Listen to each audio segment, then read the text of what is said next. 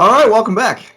It's the Cup Chasers podcast, and Arsenal have thrown away another 2-goal lead.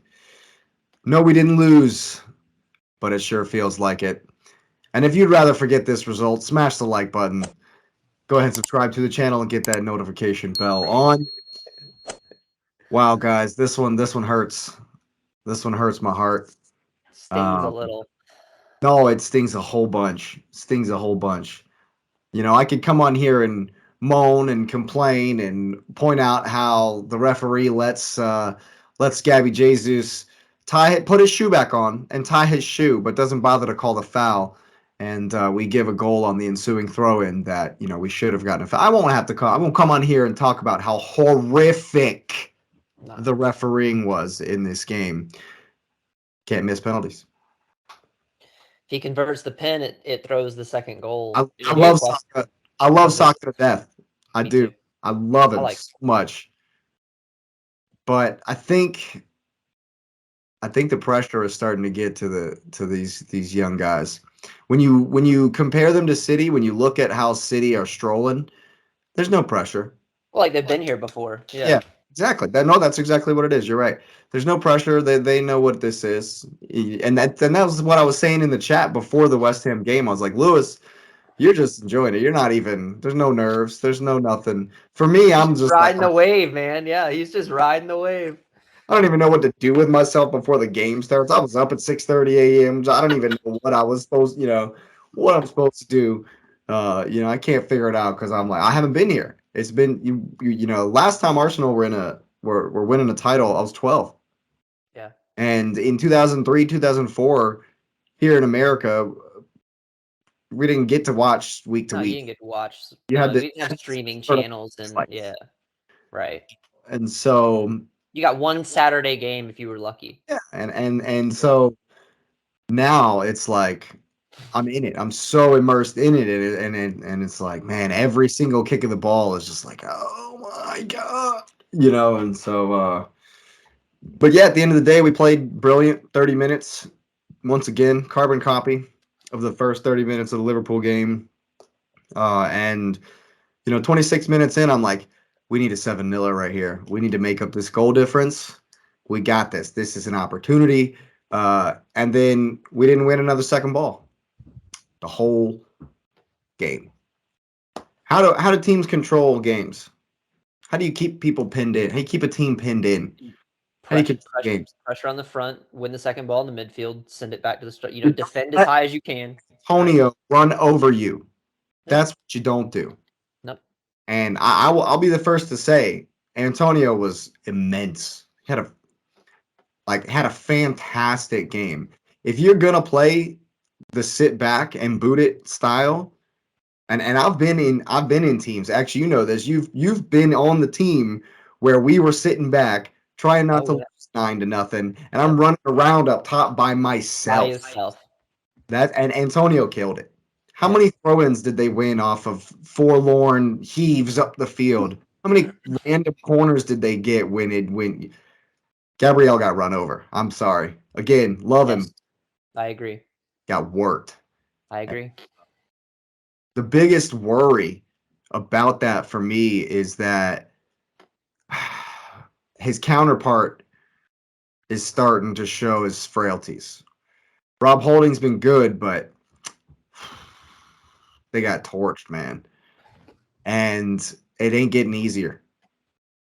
You can handle whoever Southampton's going to throw up there, but if you recall the FA Cup game at the Etihad where we lost 1-0, Bob Holding got a yellow card in like the 37th minute because Holland was just manhandling, and we had to sub him off because he was just getting wrecked. And I'm very, very afraid that that's coming again. It took all three of them in that game just to keep them at 1-0. It took Saliba, it took Gabriel, and Rob Holding. Rob literally sacrificed the yellow, because he had to. And so, thankfully, I don't think that City will be playing the route one long ball style. Uh, but you never know. Pep could pull out some stuff. He's like, they're not going to get through Stones. They're not going to get through Rodri, Diaz, Ake. So let's just hoof it. Let's just hoof it because they can't win second balls apparently. So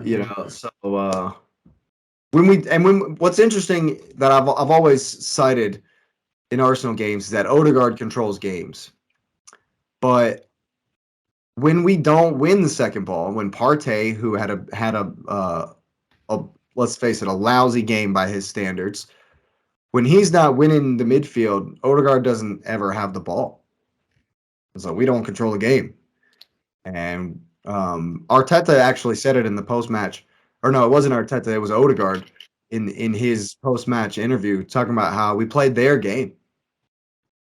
We just decided that we weren't going to play our game, and we're gonna play theirs. And again, it all hinged on a moment, on a horrific mistake in the midfield. I mean, I wouldn't say horrific. That's being harsh. It was Partey loses, and then Gabriel. because Gabriel just didn't expect it. I mean, it is. That's why you say it's a horrific mistake, is because no one expected it to come, and it completely broke down everyone involved because they had to adjust so quickly, and that's where he got caught. Like I said, it really looked like, I understand why he tackled the way he did, like flying in, you got to make up space. But as soon as he made the decision to do so, he knew he wasn't going to make it. So it was like, it's one of those, I'm committed before I thought, or I committed before I've already kicked the guy, but I pulled out of the challenge. But I pulled out of the challenge. Yeah, it's fine. I mean, Yeah. I'm now, hindsight's 2020 again. Like, we get into it. I would have rather him just obliterated the man then. If you're gonna give it away, you might as well just destroy him. Destroy Yeah. him. Oh man. Jared Bowen steps up, nails the pin, and the whole game turned on its head. I thought that we would be able to come back out and start again, but it was just more of the same. Trying to play their game, and honestly, I hate this, but I think it's getting to them. Because you see how any adversity whatsoever rattles us. One push on Trent and the crowd freaks out, and now we're up against it for 60 minutes. One poor touch in the midfield, we give a pin, it's 2-1, and we're up against it for the next 60 minutes. It's tough, man. It's tough. I can't recall like the last. I mean, I guess that hasn't been since Palace. We put 90 minutes together. So the last two games, it's been we haven't had a complete performance. And like there's potential for us to come out blasting against City, get a goal, but if we, it's like I was saying in the last segment, if City sit back against Bayern might blast them. But City don't know how to do that, right? The only way to beat a team like City is toe-to-toe.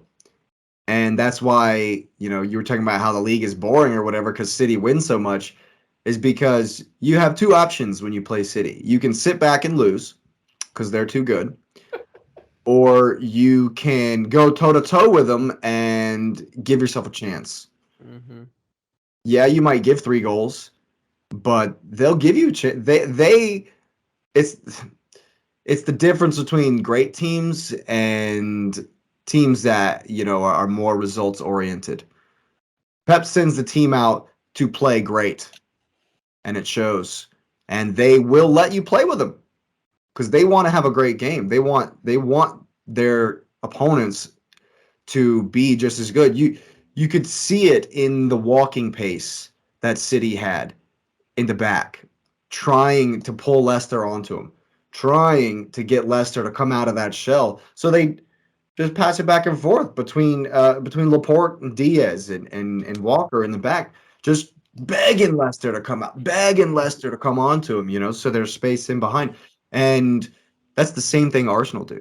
It's the same thing Arsenal do. And obviously, look who's coaching us. It's Right. Pep's Pep protege. light.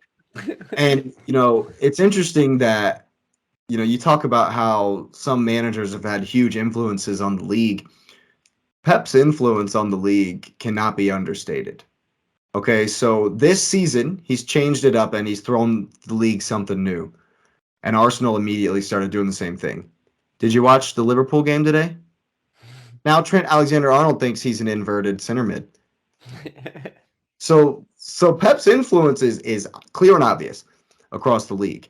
Because now, and even Peter Drury, the commentator, was saying imitation is the purest form of flattery.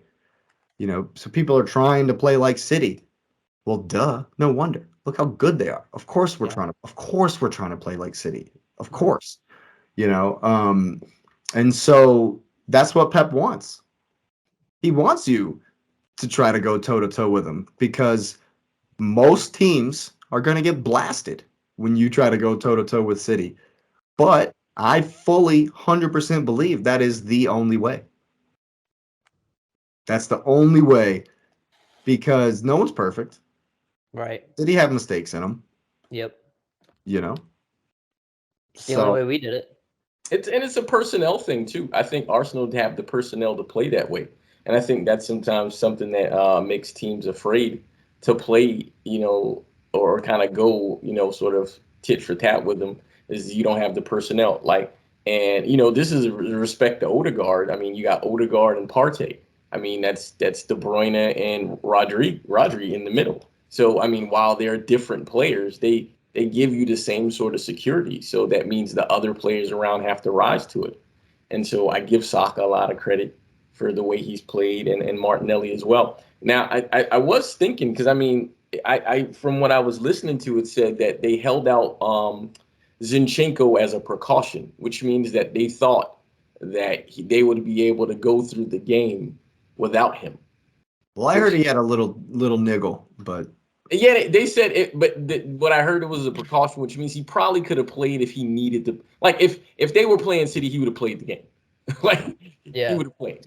And Yeah. so that's another thing that kind of comes into play, and for Arsenal is, if you think about it, is, and I'm being honest about this, can you and should you put your best 11 out every single time? Because every game matters. And so you think, and I don't know if Zinchenko makes a big difference in this game, but if he plays, does that change something? And I don't think it does, but I think it matters to say, okay, well, maybe not play, but maybe the leadership, maybe the confidence, because there's something to be said about presence of an individual. Like for example, we all have agreed that when Odegaard is missing from the field, the team is Well, yeah, there's a significantly difference different. between knowing a man's there.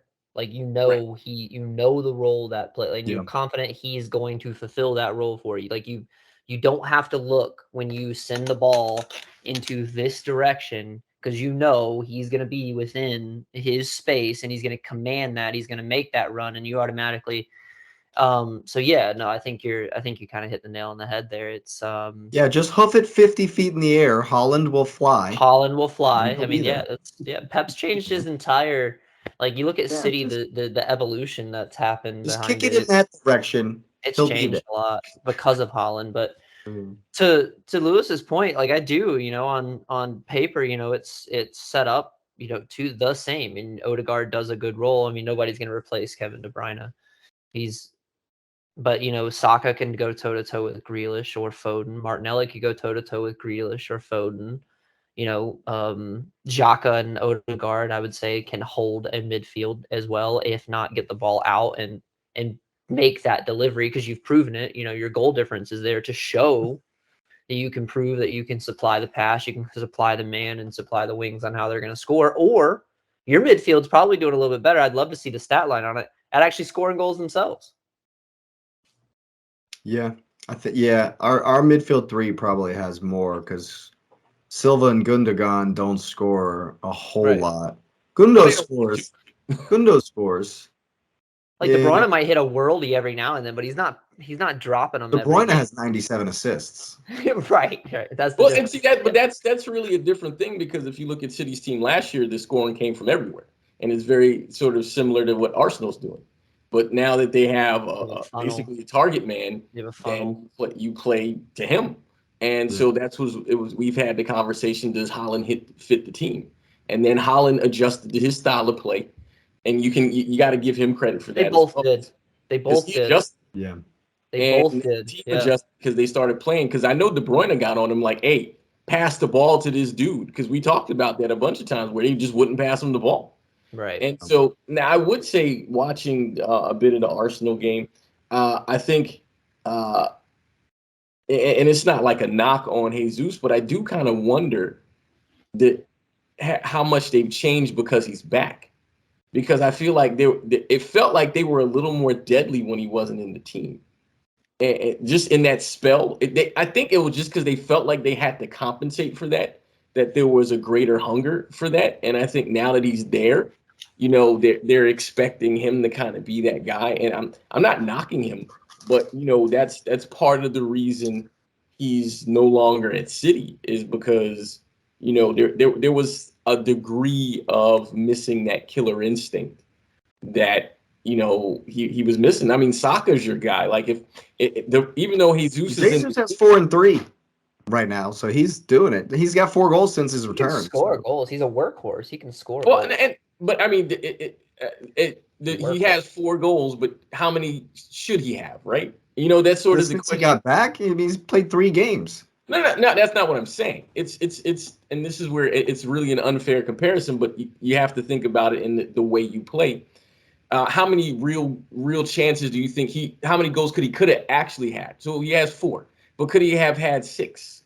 And you think about that in the grander scheme, because that's really what you're playing against, because you're playing against efficiency. You know what I mean? And so I'm not like a conversion. You're talking about like a conversion exactly. Yeah. And so you got to say, okay, he had 3 big chances. And he converted 1 of them. Right. Whereas if the other guy you're playing against gets 3 and he converts 2, that's a world of difference. That's a 7 goal difference in differential. And so I'm not knocking him, but I feel like it becomes something different of it's the more for less or the less for more. But I mean, I think they played well. You do have to kind of ask the question of what's going on after going up so fast. They go up so fast. What's going on? Because that's something serious where you go up 2-0 quick and then you turn off. I just felt like they played West Ham's game. But they fell right into playing West Ham. They knew they were up. They played West, and they played down. We talk about it in Prem teams all the time. You don't play down. You make them come up. You make them play your game. That's why City's so consistent. Like Jake said, you only have 2 ways to play City. You either play City like City plays, or you sit back and or you get beat, and you get blasted, or you lose. So and no one's playing down or falling into their game. And as soon as those 2 went in, it was bam, bam, 1-2 punch. Then they just played West Ham's game. Yeah. So Patrick, tell me this: do you think that we score too often, or too soon, rather? It's like too soon. For you in this game, I struggle with this because the joke too long to manage the game.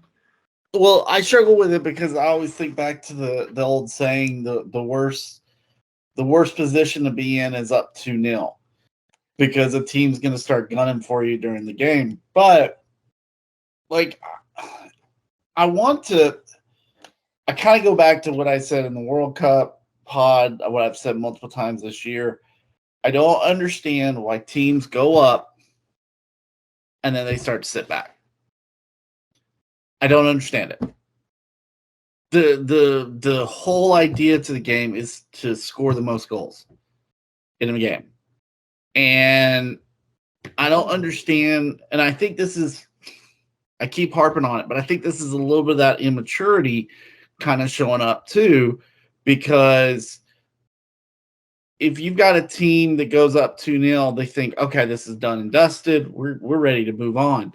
And it's not a lack of a killer instinct. It's just not knowing the way to finish out games as a winner.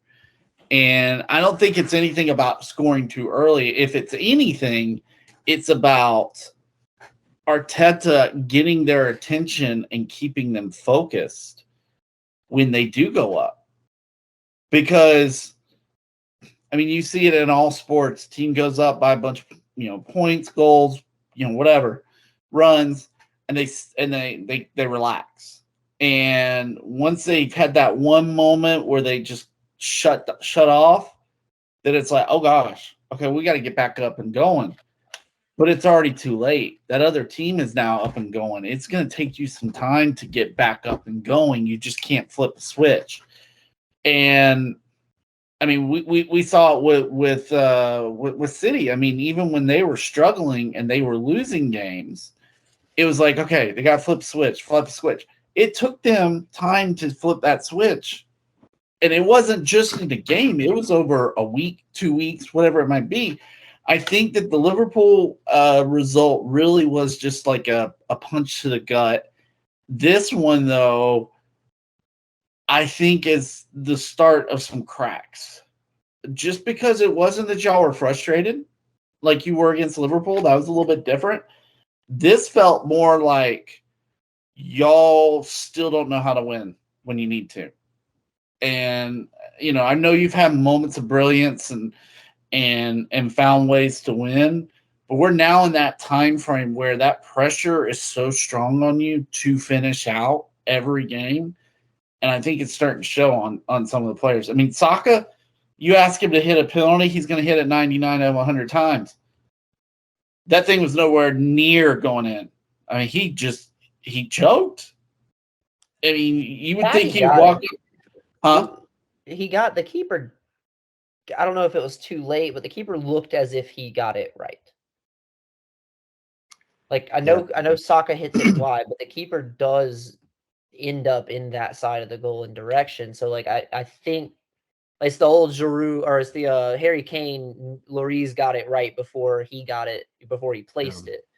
But yeah, it's bad. Like it's the Mo Salah effect. Like he just dinks this wide. His walk up didn't even look confident. Like he Right. looked like he didn't want to take the penalty. Yeah. And I'll give you. You're 100% right, because I even thought about that when he was going through, because they blew the whistle and then he waited an eternity to start his routine, and then he did the little stutter step, and I'm like, oh no, should have let Georgie take it. Bring my man. That the commentator said that was kind of interesting too before he took the pen is the commentator. I don't know which one I was listening to, but the commentator said, Jesus, did what he needed to do, and Jesus was like, yeah, I'm giving it to Saka. And see, this is where, again, I'm kind of, I know, I'm guessing Saka's probably your designated penalty taker, but for this one, this is where I feel like Jesus could have been like, I got it. Because he gave it to him, which means, and if you think about it, this guy is a champion. Jesus has won the league, 3 times, if I'm not mistaken? He's won the league 3 times, bunches of trophies. And he said, hey, boom, I got this penalty, but I'm giving it to you. What? That's the equivalent of if it was a World Cup final, and I'm obviously making it bigger so it matters, and Harry Kane gets a penalty and says, here you go, Saka, you take it. Are you serious? And so I feel like that matters because even though, I mean, obviously he's good at it, the guy that's the champion said, you do it. And I think that matters. And that's part of my reasoning about asking about Jesus, because, I mean, he kind of skirted the responsibility. Because if you're the champion and you know how to win, you like, I got this, man. Because there's no way that we saw he was nervous walking up and Jesus didn't see. There's no way. He's on the field with him. So there's no way I'm handing you guys, we've played the game. Here you go, man. You give somebody the ball for the pen. You can feel it. You can feel if that guy's not ready. Yep. Yeah. You can feel it. Why would you give it to him? Ever would give up the ball. If I won the penalty, if anytime. fine, Actually, you know this from playing with me. If I win the penalty, Yeah. we're either up 6-0 and I'll give it to someone. But if I win the penalty and we need a goal, I'm taking responsibility. I don't care who the coach wants. I don't care. I don't even hear the coach screaming at me. If I won the penalty, I'm stepping up and putting it in. That's how we were kind of taught in the game, though. Like if I was a winger, when I played wing and played striker, if you earned it, because we didn't have it designated, it was if you earned the penalty, that's your, like, you were about to take the shot on goal anyway. Yeah. It's your choice, right? It's your ball. Like, because, if you want your center back just to lace one and try to break the goalie's glove, like, fingers, yeah, you can let Gregory Dees take it from the back, but like that's your ball. Like that's your choice. And he did. He hopped up and he was happy to give it to him. But like you said, 99.9% of the time, Saka's netting this in the back of the net. And I think maybe he was thinking about Mo Salah, man. Maybe he was just like, yo, I just watched my boy blow this. Like, I think I think he didn't realize, but he got all the pressure transferred directly onto him by Jesus. Yep. And Jesus, I'm not. I mean, obviously, hindsight is 2020. Jesus should have taken the penalty, not because he was better than him, but the pressure off it. But you put pressure on a guy who's never been in this situation, never. That pin for England was big too in Euros. I hear you, but this is different because think about it. This affects form going forward because they didn't play like nothing. They literally got scored on directly after this. Like 2 minutes, something like that, right? 2 minutes, not even. It was immediately. It was less than 2 minutes, yeah. Like it was literally they pushed the ball down. You had to throw. It bounced back, pass in, score. Smash. It literally followed it. Jesus. I mean, again, hindsight. Not looking at it because that's why I asked the Jesus question. He should have taken the penalty. Yeah. I can definitely agree with that. And if you would take the penalty after winning the penalty, go ahead and smash up the likes like you'd smash that pin. Subscribe to the channel, get the notification bell on. We will be back. One last thing, actually, I am happy it's a short week. Friday, we get to play quickly after we get to kind of get back into it. I think that's going to be good. And it's Southampton. You always love seeing a bottom team when you need a good confidence boosting win. Yeah.